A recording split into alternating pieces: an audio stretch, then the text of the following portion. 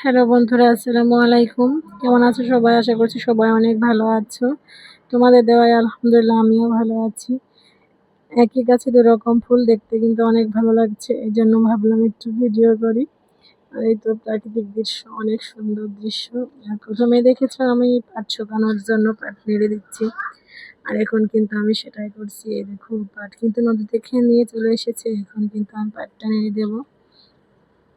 এই তো পাট নাড়া হচ্ছে এখন রোদে। আর পাটের কাজ কিন্তু অনেক কঠিন একটি কাজ, কারণ পাট যখন বোনা হয় তখন জমিতে পাট যখন একটু বড় হয় তখন কিন্তু পাট নিড়ানো দেওয়া লাগে। আর পাট নিড়ানো হয়ে গেলে তারপরে যখন আর একটু বড় হয় আবারও কিন্তু পাট নিড়ানো লাগে, আর এরপরে যখন একদম বেশি বড় হয়ে যায় তখন কিন্তু পাটটি কাটা হয়।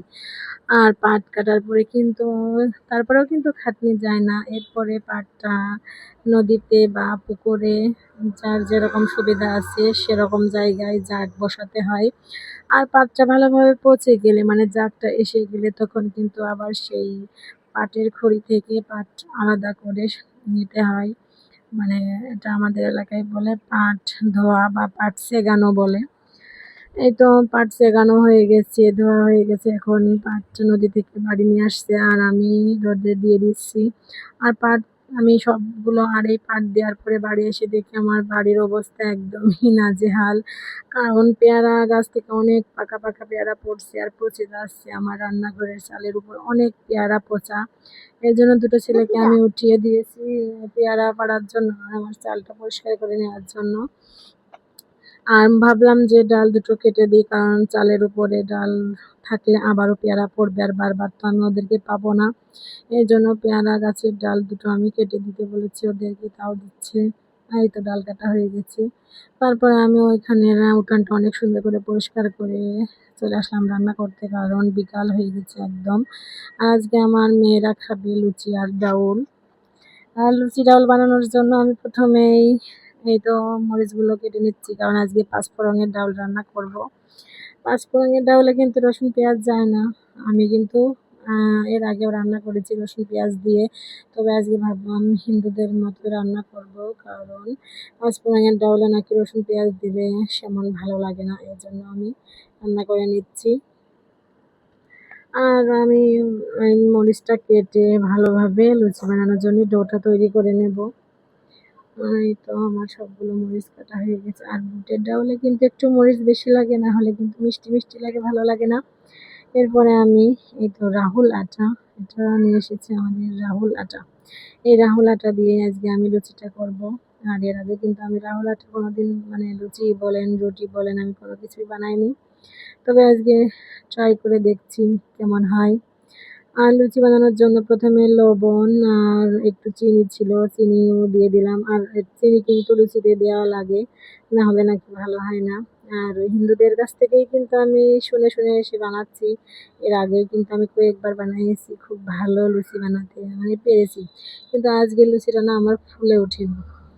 আর আরেকটি কথা শেয়ার করছি বন্ধুরা, আজকে মানে এই ব্লগটা কিন্তু দুদিনের ব্লগ দেওয়া হয়েছে। আমি কিন্তু আজ মানে এই প্রথম আমার চ্যানেলে দুদিনকের ব্লগটা দিচ্ছি, এর আগে কিন্তু এরকম দিইনি। আর যারা আমার চ্যানেলে নতুন এসেছে প্লিজ সাবস্ক্রাইব করে দিও আর ভিডিওটা কন্টিনিউ করো। আর যারা এখনো ভিডিওতে লাইক দিতে ভুলে গেছো তারা অবশ্যই কিন্তু লাইকটা দিয়ে দেবে, কারণ তোমাদের একটু সাহায্য আর একটি লাইকে কিন্তু আমার ভিডিও অনেক মানুষের কাছে পৌঁছে যায়। এই জন্যই বলছি তোমরা আমার ভিডিওতে কিন্তু একটি করে লাইক দিয়ে তারপরে ভিডিওটা কন্টিনিউ করবা। অনেকটাই সন্ধ্যা লেগে গেছিলো, এই জন্য আমি লাইটটাও দিয়ে নিলাম। আর পানি দিতে দিতে আমি এমন পানি দিয়ে দিয়েছি এখন আবার সেই মানে নরম হয়ে গেছে। এই লুচির ডোটা এমন করে বানাতে হবে, একটু শক্ত শক্ত, কিন্তু আমারটা একটু নরম হয়ে গেছে, এই জন্য আমি আবার গুঁড়া মিশিয়ে নিয়ে ভালোভাবে শক্ত করে ডোটা মুথে নিচ্ছি। আর ভালোভাবে ডোটা মুথে নিয়ে এখন আমি উপর দিয়ে কিছুটা পরিমাণ তেল দিয়ে ভালোভাবে ডলে ডলে রেখে দেবো ঢাকা কিছুক্ষণের জন্য। আর তত সময় আমি ডাউলটা ধুয়ে পরিষ্কার করে নিয়ে তারপরে হচ্ছে প্রেসার কুকারে দিয়ে ফুটিয়ে নেব, এই জন্য আমি ডাউলটা ধুয়ে নিচ্ছি। আর আমার এই কাজগুলো যদি তোমাদের ভালো লাগে অবশ্যই কমেন্টে জানাবা।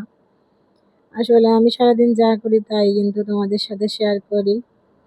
আর ভালো মন্দ রান্না করে শেয়ার করা আমার মানে সেরকম কোনো কিছু তো হয় না। তবে আমি যেটা রান্না করি সেটাই কিন্তু তোমাদের সাথে শেয়ার করি।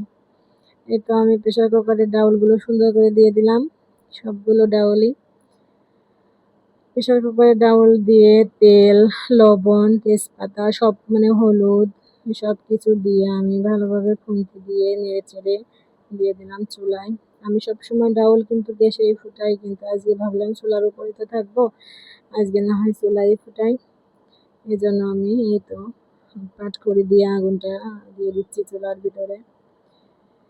এরপর আমি একে একে লুচি বেলে নেব।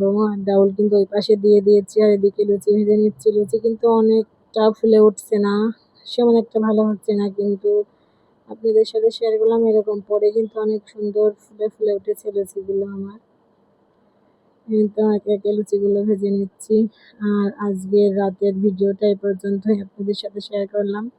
এর পরবর্তীতে চলে যাব সকালের ভিডিওতে। আর সকালে উঠে আমি যা যা করেছি তাই শেয়ার করব। সকালে উঠে আমি ঘরটা ঝাড়ু দিয়ে নিয়েছি, আর দেখলেনই তো পাট নেড়ে দেওয়া কালকের, সেই পাটগুলো কিন্তু ভিজা ভিজাই আছে, একটু একটু ভিজা আছে, সেগুলো কিন্তু বারান্দায় রাখা আছে। এই জন্য আমি বারান্দার ভিডিওটা করতে পারিনি, মানে ঘর ঝাড়ু দিয়ে। এরপরে চলে আসলাম উঠান ঝাড়ু দিতে।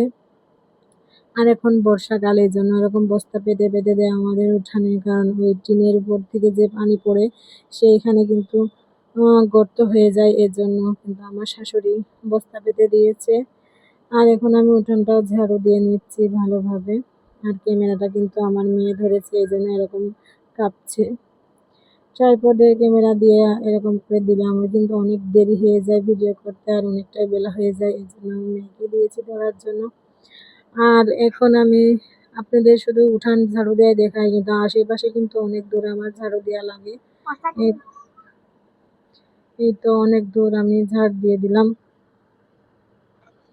আর এরপরে চলে আসলাম এদিকেও ঝাড় দেওয়ার জন্য। এই তো আমার একটা মুরগি ঘর, ওইখানে একটা মুরগি ঘর। আমার কিন্তু অনেকগুলোই মুরগি আছে, বড় মুরগি 7টা আছে, 8টা ছিল, একটা জবাই করে খাওয়া হয়ে গেছে, আর আছে 7টা। আর 5টি মুরগিতেই কিন্তু আলহামদুলিল্লাহ ডিম দিচ্ছে। ডিম কিন্তু সবসময় আমার ঘরেই থাকে, মানে মুরগির ডিম। তারপরেও আমার হচ্ছে ব্রয়লার মুরগির ডিম কিনা লাগে, কারণ আমার বাচ্চারা শুধু ডিম পছন্দ করে, মাছ তো খেতেই চায় না। মাছ, পাঙাশ মাছ আর ইলিশ মাছ পছন্দ করে, তাছাড়া কিন্তু ডিমটাই মানে বেশি চলে আমার ডিম। এই তো আপনাদের সাথে কথা বলতে বলতে আমার কিন্তু ঝাড়ু দেওয়া প্রায় শেষ। আর এখন এই তো ঝাড়ু দিয়ে নিয়ে আমি হচ্ছে কলপাড়ে যাব, থালা বাসনগুলো পরিষ্কার করে নেব। আর আমি থালা বাসন কিন্তু আগে থেকে কলপাড়ে রেখে এসেছি, আর এক বালতি কিন্তু পানিও ভরে নিয়েছি, কারণ ঝাড় দিয়ে আসলে পাটা একদম লেগে যায়, ব্যথা করে। এজন্য আমি সবসময় বালতিতেই পানি তুলে রাখি। আর আমার যেহেতু মোটর নেই, এজন্য আমি হচ্ছে বালতি ভরে নিই। তারপরে আমি একে একে থালবাটিগুলো ধুয়ে মেজে পরিষ্কার করে নিচ্ছি।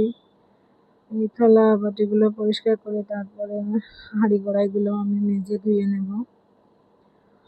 আর প্রতিদিন কিন্তু হাঁড়ি, তারপরে কড়াই মেজে তারপরে পরিষ্কার করে রান্না করতে যাই।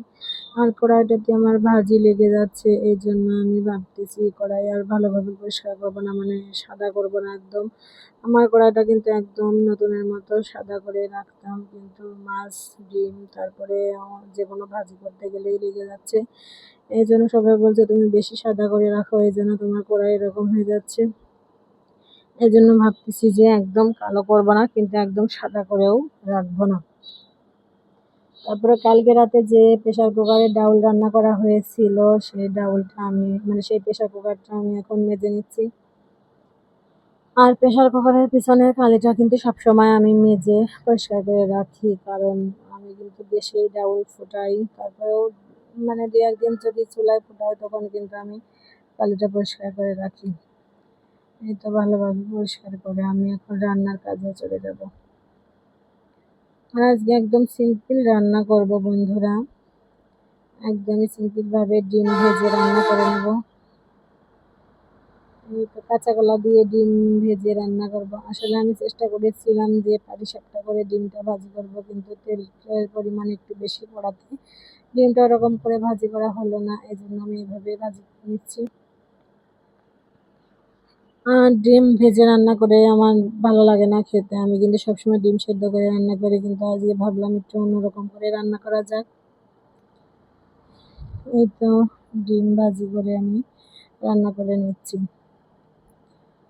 আর আমি কিন্তু মানে আমার যেহেতু চুলা ২টা, এই জন্য আমি সবসময় তরকারি কেটে একদম বেটে তারপরে রান্না মানে জালটা ধরাই। আজকেও কিন্তু সেরকম করে রেখেছি, মানে কোটা বাটা আমার কিন্তু শেষ। এখন ডিমটা ভেজে তরকারিটা কষিয়ে রান্না করে নেব। এতে এতে সবগুলো ডিম ভাজা হয়ে গেছে আমার। আমি রসুন পেঁয়াজ আর মরিচ, পাকা মরিচ বেটেছি আজকে, এই জন্য এরকম কালার হয়েছে। বেটে আমি তো সবসময় পাটায় বেটে মশলা রান্না করি। লবণ আর হলুদ দিয়ে ভালোভাবে ভেজে নিচ্ছি মশলাটা। এরপরে কাঁচা কলা আর আলু ধুয়ে রেখেছি, সেটা দিয়ে ভালোভাবে নাড়াচাড়া করে একটু পানি দিয়ে কষিয়ে নেব। আর ওদিকে কিন্তু আমার ভাত একদম হয়ে গেছে। এই তো নাড়াচাড়া করে আমি একটু কষানোর জন্য একটু পানি দিয়ে দেব।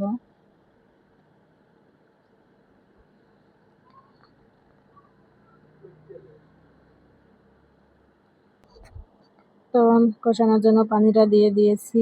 তারপরে পরিমাণ মতো মানে পানিটা শুকালে পরিমাণ মতো ঝোল দিয়ে, ঝোলটা যখন ফুটে উঠেছে তখন আমি ঝোলের মানে তরকারির ভিতর ডিমগুলো দিয়ে দিলাম। ডিমগুলো দিয়ে ভালোভাবে জাল করে নেব। আর আজকের ভিডিওটা এই পর্যন্তই। সবাই ভালো থাকবেন। আল্লাহ হাফেজ।